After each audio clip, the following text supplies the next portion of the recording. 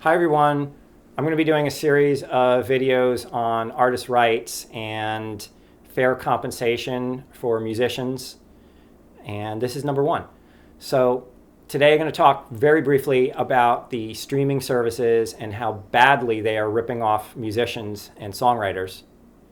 So the first thing to know is that every dollar generated in the music industry is created by artists basically out of thin air.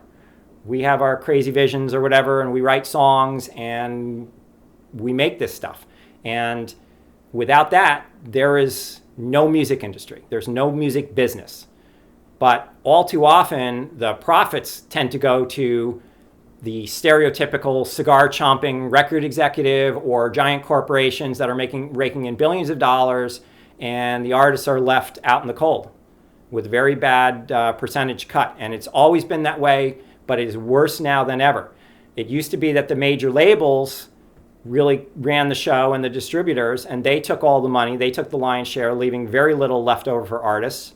But now it's even worse because we've got these giant streaming services that have collected all the music in the world, and they're offering it to the public for $9.99 a month, and they're paying such an infinitesimally small amount to the artists that it's just crazy.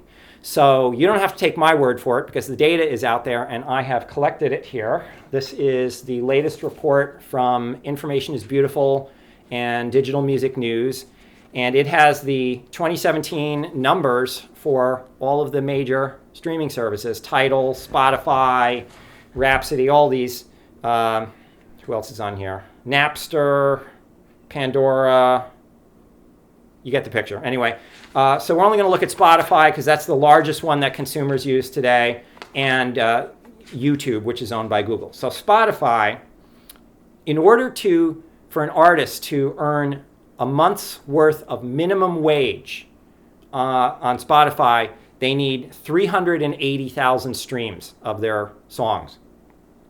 Now, 2 years ago, it only required 180,000 streams. So Spotify is rapidly cutting the amount that they are paying to artists.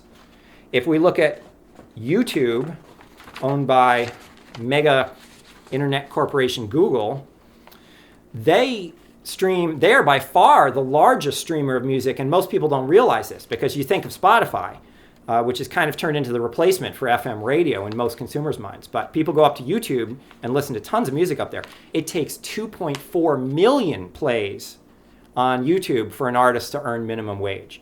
2 years ago, it only required 70,000 plays. So they're really reducing the amount that they're paying.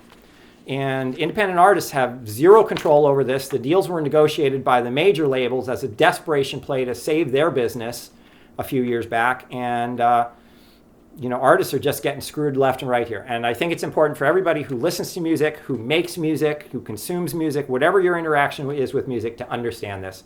So there it is.